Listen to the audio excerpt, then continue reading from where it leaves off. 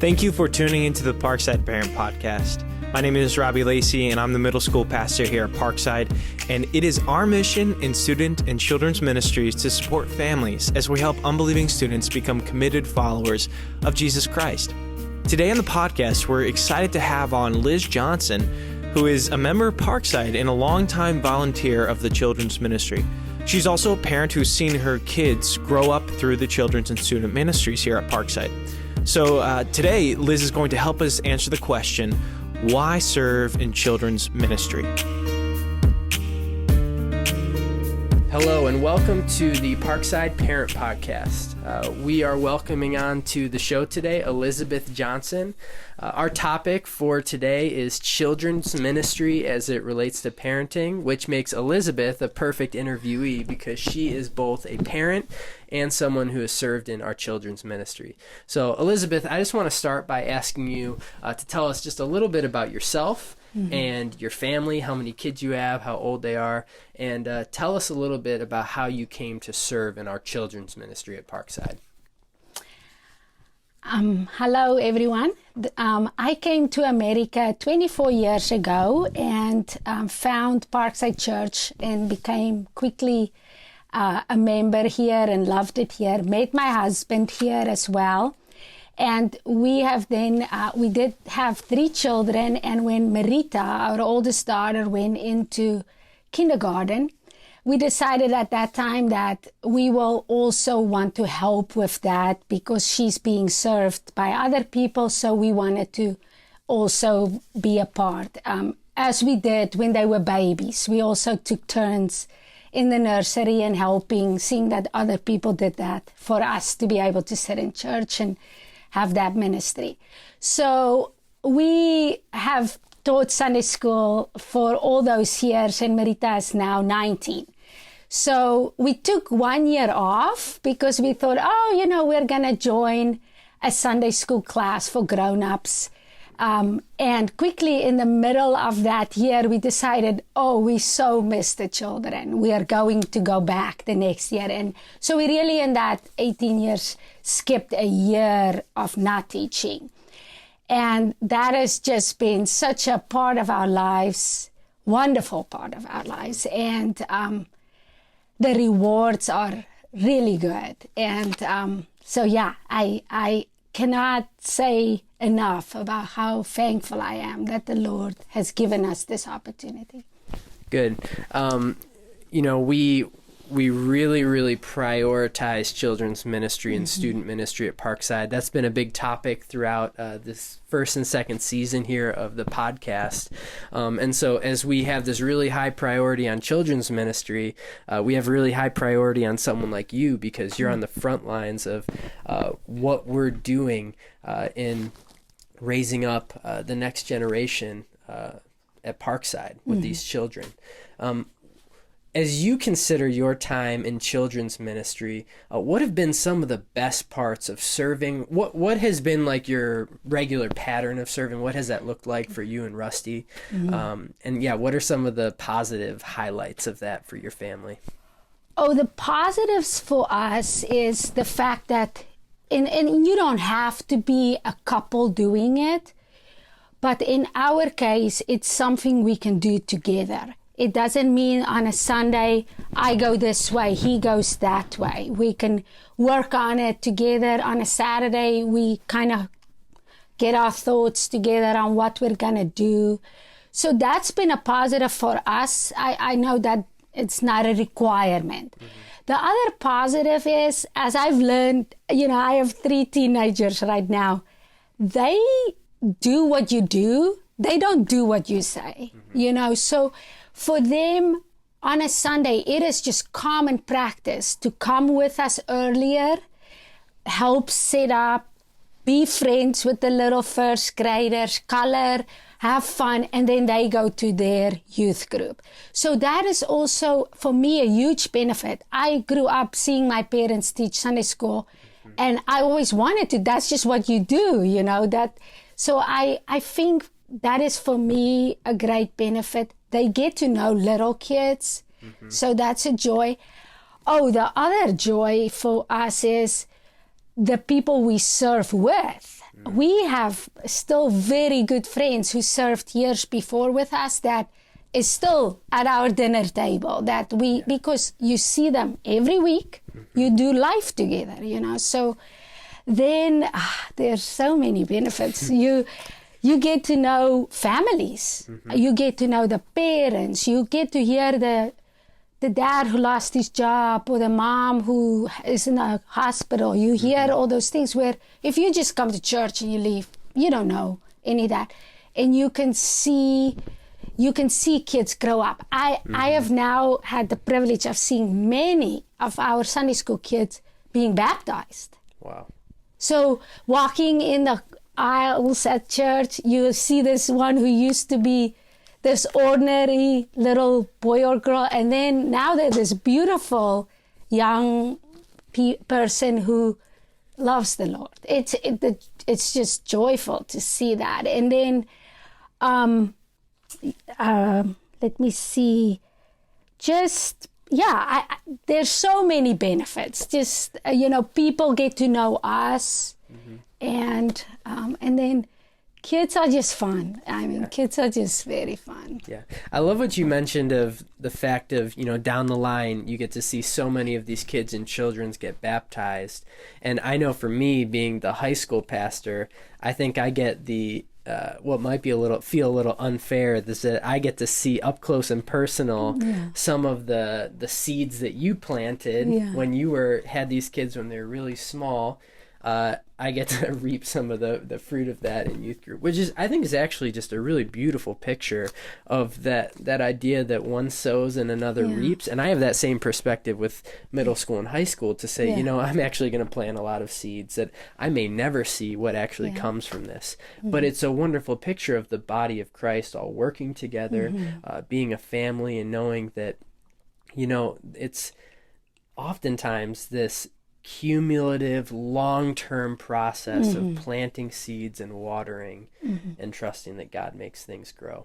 So I'm really thankful for you and Rusty and all those like you who just go through that long-term discipline of just investing in children in that ministry. It's so important. Oftentimes when I think about the importance and the priority of children's ministry at Parkside, I think it's so important for us to recognize that it's not just free childcare on a Sunday. It's not just something to keep the kids busy while real church is happening, but we actually believe that what we're doing in that ministry is crucial kingdom ministry.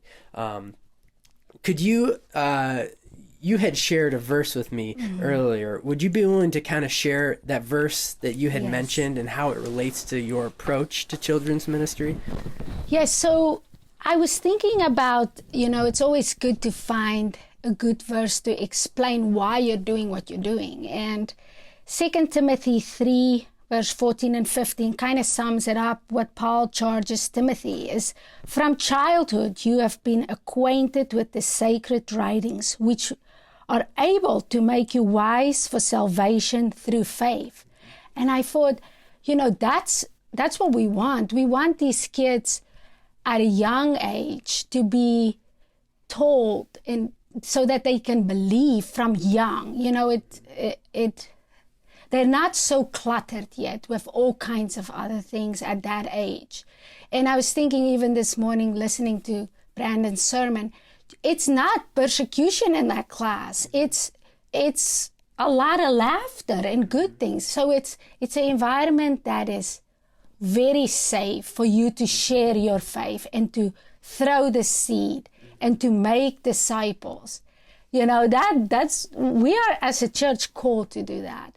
So I love that. I love kids have such funny ways. For instance, we were doing Psalm 23 and a boy raised his hand. He's like, I don't understand why the pastor is, he will make you lay down in green pastures. Why is the pastor green? Like he thought it was the pastor. And so many joyful things that for them, they just have such innocence and not being against it yet. They're not against it. Yeah. And I think to take on that perspective is really to take on the heart of Jesus, who you see over and over again in the Gospels, just welcoming children and saying, this is what the kingdom of God is about, to have this childlike, innocent humility that's represented in a child. And so I think even as you say those things, I think you describe that the heart of Jesus being lived out in all of those classes amongst the helpers and the teachers and the leaders. One of the quotes that I often have liked to refer to that I think is helpful in thinking about the importance and the priority and the significance of Sunday school classes and children's ministry in the church is from Charles Spurgeon. And he was talking about the significance that teaching Sunday school had in his own ministry, the impact that it had on his preaching ministry. And he wrote this. He said, "He who teaches a class in a Sabbath school has earned a good degree. I had rather received the title of SST, Sunday School Teacher, than MA, BA, PhD, or any other honor that was ever conferred by men." I think that's such a cool quote, because that has one of the greatest preachers in the history of Christianity. And he goes, the thing that was most valuable to my present preaching ministry was this humble but crucial role of being a Sunday school teacher and teaching children. And I liked in that too, he's pointing to the personal benefit, the individual benefit that he got from spending time teaching that Sunday school class. So I wonder if you, as we come to a close, could just speak to maybe some of the personal benefit as God has used that serving role to make you more like Jesus. How have you seen that show up in your own experience? I would say for me, it definitely impacts me in my prayer life. For instance, there's lots of things, like kids are so honest. So they tell you sometimes things that, it's hard for them, or, somebody has died or so. So during the week, I normally pray for those kids or those families. So in that way, it's impacted me. It impacts me in a way, too, that you hear the story simplistically. So you kind of get a rerun at Sunday school from when you were little, all those Bible stories and just how we need to believe God. Like these kids, they don't even doubt that if God's on your side, you're going to win, And when you get to be our age, sometimes you doubt if God's really on your side, So for me, that's a benefit. It benefits me in having to memorize Bible verses because our children in our class are good at it. Like their parents are faithful. And so that makes that I know I can't stand up there and not know it, So in that way, it is a good discipline for me as well. So there's three things that definitely benefits. That's excellent. Well, one of the greatest needs that we have at Parkside is having more teachers and volunteers and helpers in children's ministry. And I wonder, for anybody who's listening to the podcast, who's maybe never considered helping with children's ministry, but think that maybe after this conversation it might be something that they'd be interested in.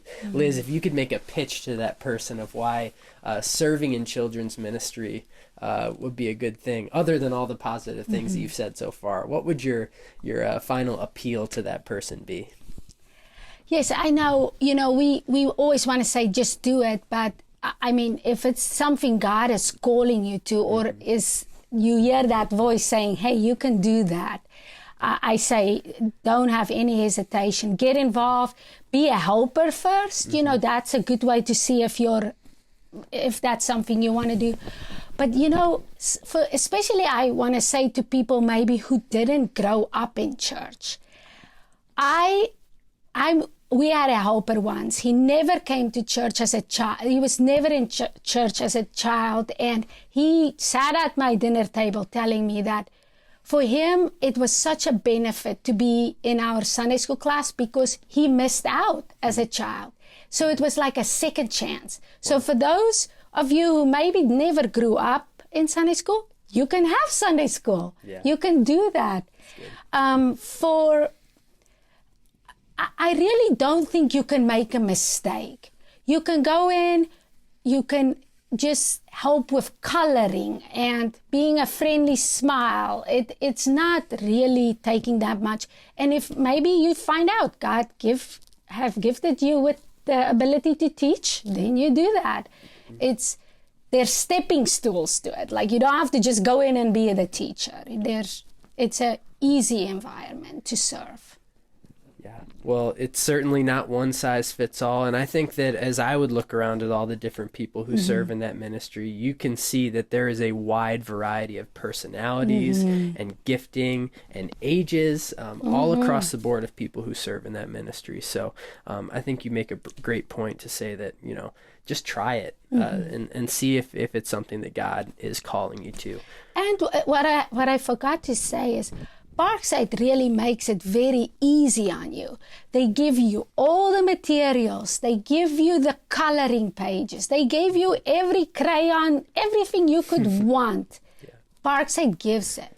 So all you have to do is come, So that's good to know too, because sometimes you think you have to come up with stuff, but you don't. Yeah, and that's credit to Kelly Coy and all the hard work that she does in leading our children's ministry. So we're thankful for her, and we're thankful for you, and I'm thankful for you coming on the podcast today and talking with us. And I hope that anybody who's listening to the podcast is encouraged by this.